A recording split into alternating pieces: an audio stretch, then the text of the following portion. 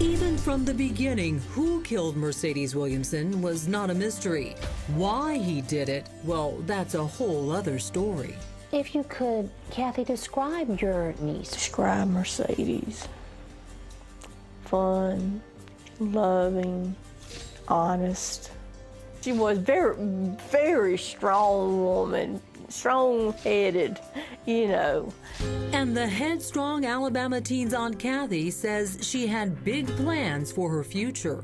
She wanted to go to California and do the famous people's hair and makeup because she could do a better job on them than them other people could. And she wanted to be famous for making people famous. Instead, it would be infamy, and the notoriety she craved would come for all the wrong reasons. She never made it. She never made it. It started when Mercedes met a 27-year-old Mississippi man named Josh Valum, first on Facebook and then in real life.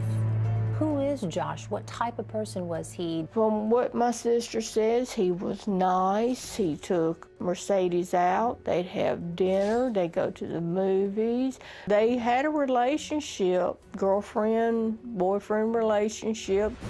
Here, the apparently happy couple can be seen surrounded by Josh's friends at a beach party, a night police would learn much more about in the months to follow.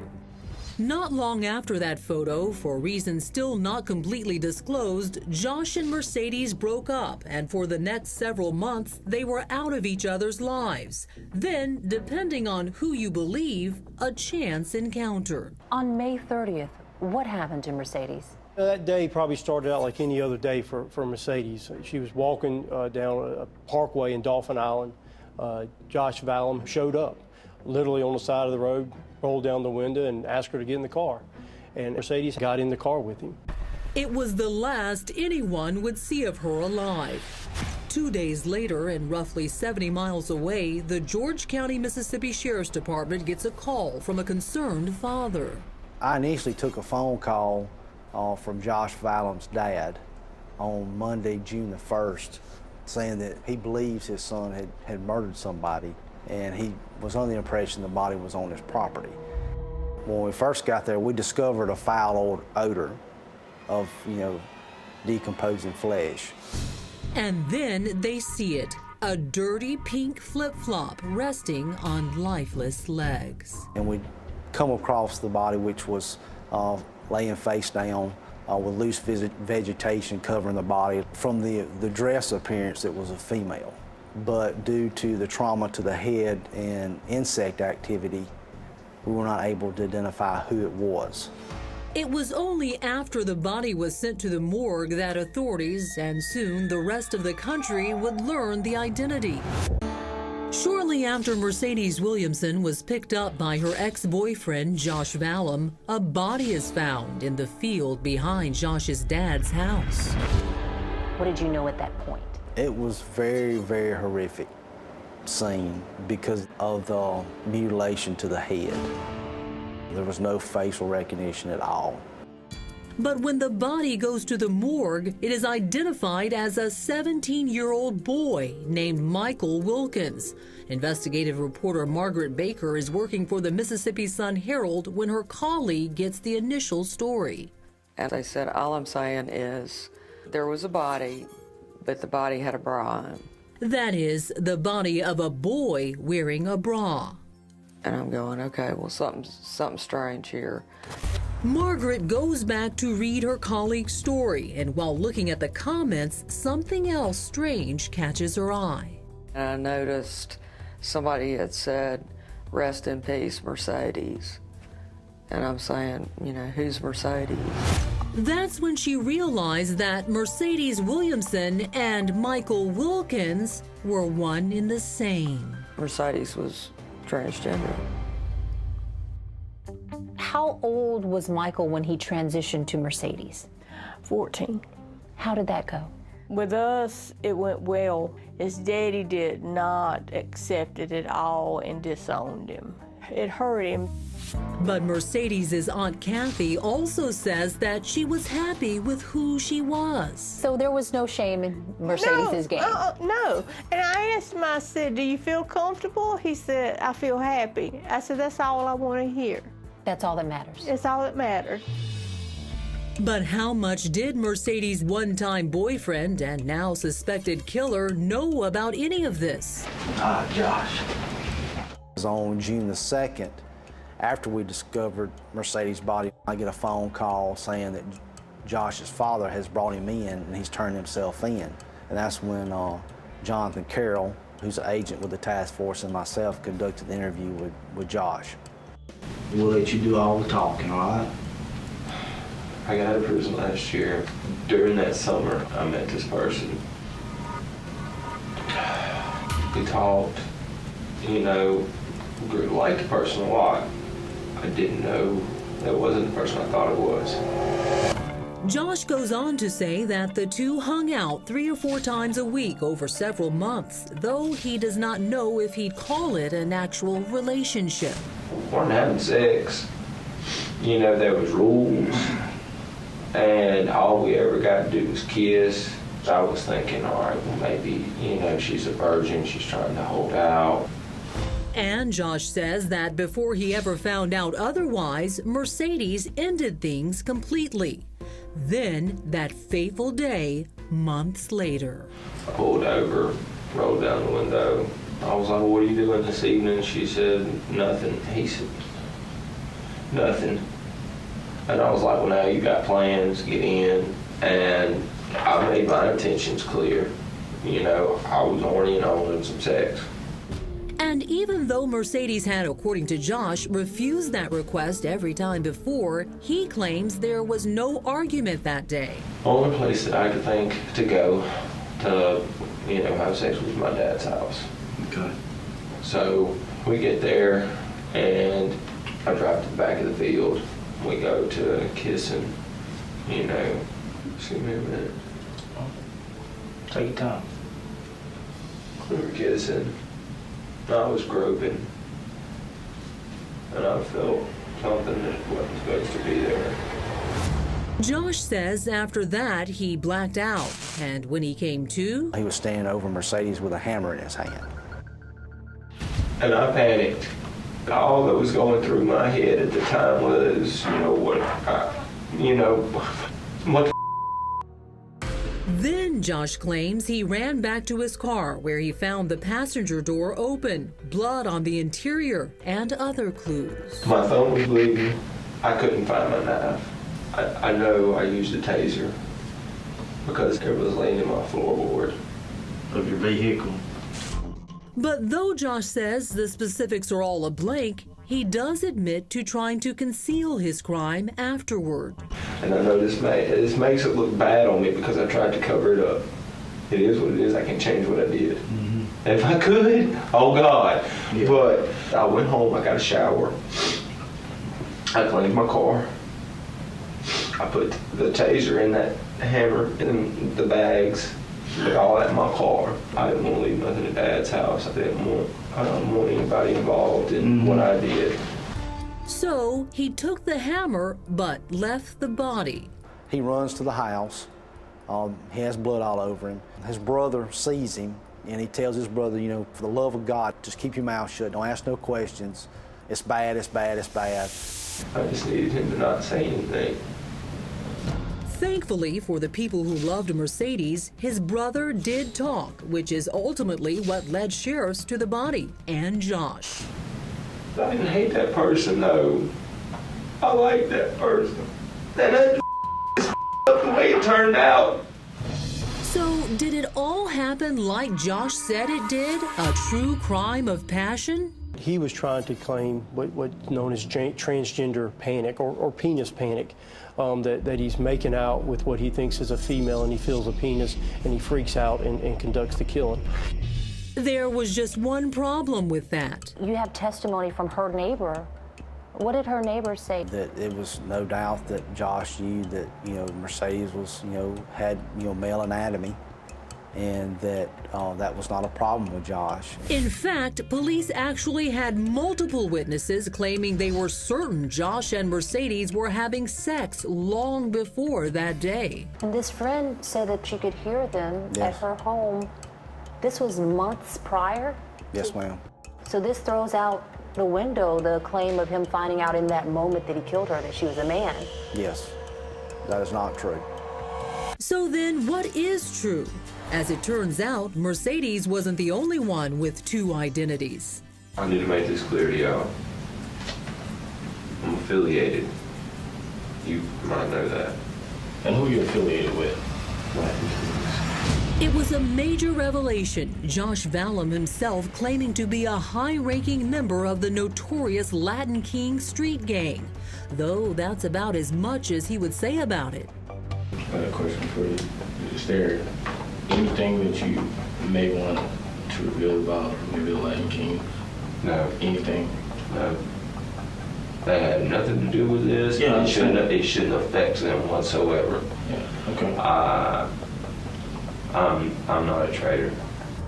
Just a confessed murderer. Oh, he confessed easily to the murder itself. And for someone who's murdered somebody, he was very calm, but yet he was very evasive, especially with the gang activity. And as police were about to learn, that had everything to do with an even bigger secret buried in Josh's phone, one that would blow his claims of any sort of crime of passion out of the water. On that cell phone told us who the real Josh Valum was. She was born Michael Wilkins, lived and died as Mercedes Williamson. Two different identities, but in the end, a mother has lost her only child. It broke my heart so bad because I don't have anybody. How you go through life knowing that your only child was murdered for being who they wanted to be. She's gone through living hell, and so has everybody else in his family. And for what? According to the man who killed her, Latin King's gang member Josh Valum, it was because of how he found out Mercedes was born a male. I moved my hand, trying to do the whole foreplay type move my hand down and all of this. The way he put it, she had something that wasn't supposed to be there, a penis. And he just went into a rage, and next thing you know, he's killed her. Man, the person wasn't who I thought it was. But multiple witnesses say that story just doesn't add up. Lie. There were sexual action going on in my sister's house. And he's saying, well, I didn't know. You're a lie. And authorities had even more evidence to support that claim, some of which Josh unwittingly offered up himself. I tell y'all what, help y'all, I have a phone at my house. Josh points police to an old phone he says might have more information about Mercedes, but he forgot what else was on that phone. On that cell phone, I think told us who the real Josh Valum was. There were hundreds of pictures of male-on-male sex, of penises, and I don't know how someone can claim penis panic when they've got hundreds of pictures of penises on a cell phone they used. So if it wasn't that, what's the real reason Mercedes had to die? We have laws. During the investigation, law enforcement did a search warrant at one of the gang members' homes. At that home, we found a binder with all the bylaws and guidelines that people were to live by. Seen here in copies of the actual documents seized by police, the rules seem fairly straightforward. No stealing, no discussing gang business with anyone outside of the gang. All laws one might expect from any underground organization. But then there is rule number 21. No member should be involved in homosexual activities. And that was found just a few days after Josh Valum's arrest. And I think that was the first thing that made me suspicious that the gang may have been the motive for the killing. In fact, as part of the investigation, police did question one of Josh's fellow gang members who gave them this photo, the one of Josh and Mercedes at that beach party months before. Turns out it was a Latin Kings affair, and the other gang member says he was there that night. He told us that he had asked Josh, said, Mercedes looks kind of like, are you sure that Mercedes is not a man? Because, she has Adam's apple. And Josh's response to him was, well, she has some hormone issues, so, but yeah, she's a woman, she's a female. So it seems Josh's own gang suspected him of breaking rule number 21. But then how severe could the punishment really be? It's not uncommon for gangs to have the KOS order, which is kill on sight, when someone commits a major violation of their bylaws and rules. He killed Mercedes to protect himself.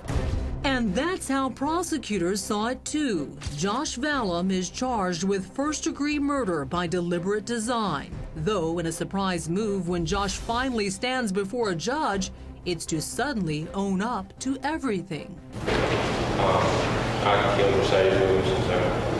He pled guilty to first-degree murder. He never testified. There was never a trial. Why do you think so? Because he does not want the Latin Kings to know the real reason why he killed Mercedes. And yet it's all out there now. As part of Josh's plea, he admits that after being confronted by other gang members, he decided to kill Mercedes, planning how it would happen for at least 2 days before he picked her up. What's more, she may have figured it out just before she died. She got in the car, and at one point, she got spooked. She said, Josh, am I being set up? And her instincts told her that something was wrong. She was already afraid. It was one of many chilling details Josh Valum would later reveal to Mississippi Sun-Herald reporter Margaret Baker in this jailhouse interview. It's not my fault. She got in my vehicle after I told her I wanted to have sex. Josh says after driving Mercedes over 70 miles to his dad's property, the end game began. They stop, and pretty quickly he pulls out the stun gun and sticks her with that. He had the knife and he started stabbing her. You remember anything she said? She said, oh God, Josh, please no. And she's saying, she really wants to live. Don't do this. And, I'm so young. She was screaming. And she managed to get out of the side of the car, the passenger side, and ran around, and he chased her. Until you finally caught up with her. Finished stabbing her. Hit her in the head with a hammer. He said he beat her over the head with the claw hammer until she fell out. And he beat her a couple more times with the claw hammer to make sure she was dead. I wish that I could take it back. If there was one thing that I could take back, I wish that would be it. And oddly enough, that's one thing authorities actually believe. This is kind of a weird case because I believe that Josh and Mercedes loved each other, but he chose the gang over that love. If there's no gang, there's no killing. For pleading guilty to first-degree murder in the state of Mississippi, Josh Valum is given a life sentence. But that still wasn't the end of the story. During Josh's initial interrogation, he made this telling prediction. With this being transsexual, this life would be labeled as a hate crime. He was right. In addition to his life sentence in Mississippi, Josh Valum receives an additional 49 years in federal prison after being convicted under the Matthew Shepard James Byrd Jr. Hate Crime Prevention Act, making him the first person ever prosecuted for a specifically transphobic attack. What would you say to Josh if you could talk to him? How dare you? How dare you take somebody out of this world? What gives you the right? Josh might have took Mercedes from us, but he didn't take the happiness that Mercedes gave us.